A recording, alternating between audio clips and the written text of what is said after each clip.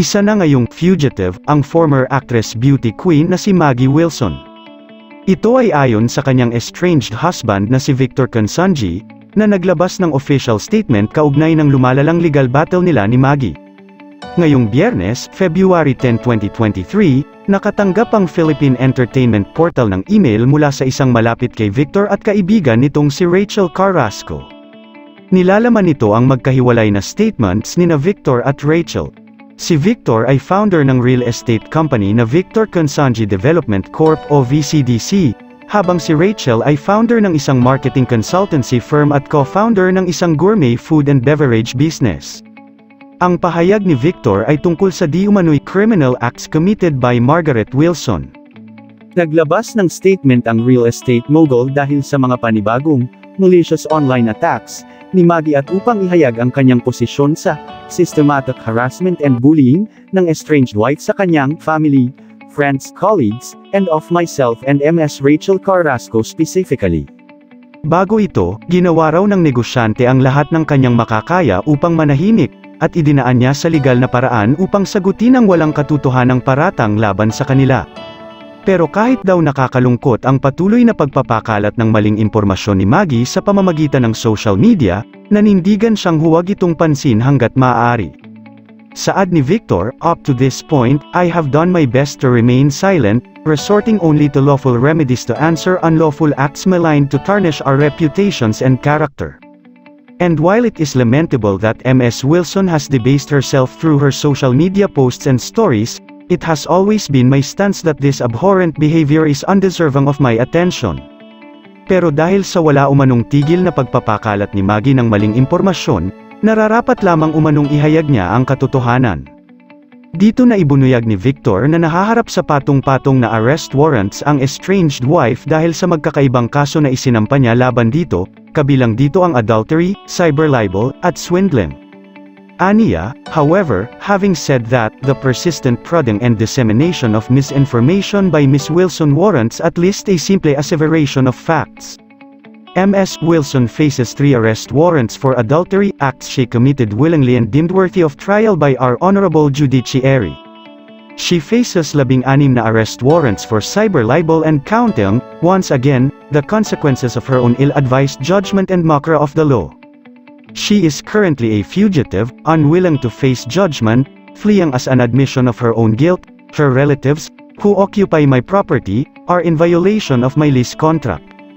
Lastly, she faces multiple civil cases pertaining to the collection of unrecovered funds and swindled investments. Sabi pa ni Victor, noon ay papayag pa sana siyang makipag-settle kay Maggie, pero ngayon ay mapipilitan na siyang ipatupad ang prenup agreement nila, strictly and without further consideration. Pahayag niya, while previously I would have agreed to an amicable separation and settlement, Ms. Wilson's behavior to deliberately disrupt my son's peace and to provoke, threaten, and subject me, Ms. Carrasco, or the people around us, to a trial by publicity, will fail to yield her any financial or personal gain. In fact, her disgraceful actions are the specific reasons I have resolved to enforce the existing prenuptial agreement, strictly and without further consideration. Lastly, in all of this, I will protect my family, my children, and my loved ones, with every attack, manipulation, swindle, scam, and insult, conducted and propagated by Ms. Wilson and her affiliates, no matter how slight, I will ensure to institute the appropriate legal proceedings. Nahaharap sa kasong adultery o pakikiapid si Maggie sa Regional Trial Court ng Taguig kung saan kasama sa demanda ang business partner ni Maggie na si Team Jean Cura na Ayuda, na kilala rin sa pangalang Team Connor. Samantala, hindi na rin nagpaligoy-ligoy pa ang malapit na kaibigan ni Victor na si Rachel at rumesbak na rin ito kay Maggie. Noong August 7, 2022, isinapubliko ni Maggie ang aniyay alleged other woman ng estranged husband sa kanyang magkakasunod na Instagram stories. Medyo tinakpa ni Maggie sa kanyang posts ang mukha ng babae at hindi direktang binanggit ang pangalan nito ngunit tila tumutugma ang mga larawan kay Rachel. Sa kanyang pahayag na ipinadala sa isang pahayagan, tila tugma ang sinabing petsa ni Rachel kung kailan nagsimula ang kanya umanong kalbaryo dahil sa pagdadawit sa kanya ni Maggie.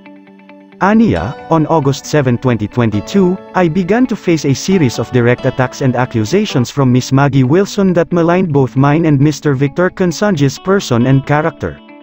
These attacks resulted into on and offline harassment and bullying and carried over to our close family and friends and in some cases, to their children.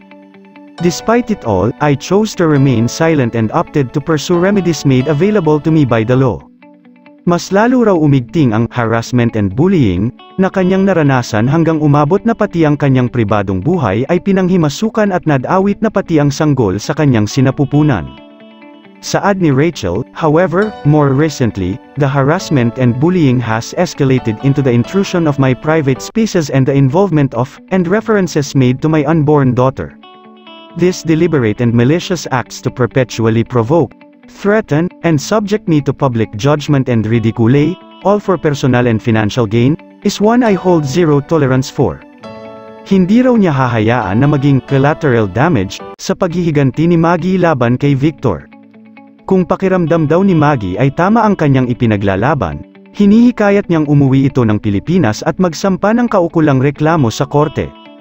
Pero sa halip ay patuloy raw itong nagtatago sa likod ng kanyang social media accounts, at patuloy ang pamamahiya sa kanilang dalawa ni Victor, pati na ang mga mahal nila sa buhay at maging ang justice system sa ating bansa.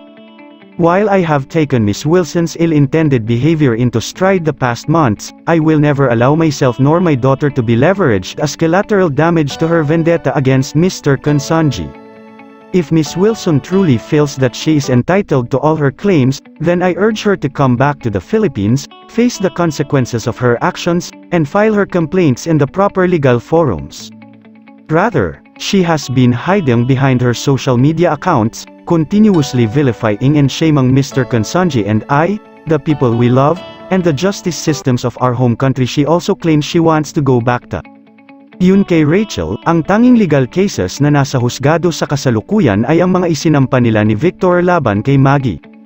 The fact of the matter remains the only legal cases that exist to date are that of the ones Mr. Consunji and I have filed respectively. There are now a total of 19 arrest warrants issued to Ms. Wilson for various criminal charges. These arrest warrants give any officer of the law the right to search premises, including a place of residence, where they have reason to believe a suspect may be found. Sa huli, nagbabala si Rachel na hindi siya mag-aatubiling dumulog ulit sa legal na sistema ng batas upang maprotektahan ang kanyang pamilya kung magpapatuloy pa rin ang panghaharas sa kanya. Aniya, finally, let me make it clear that it has always been my utmost priority to protect my family and now, most importantly my daughter, as these instigated attacks persist, whether direct or indirect, I will have no hesitation to seek further legal action to ensure their safety and privacy.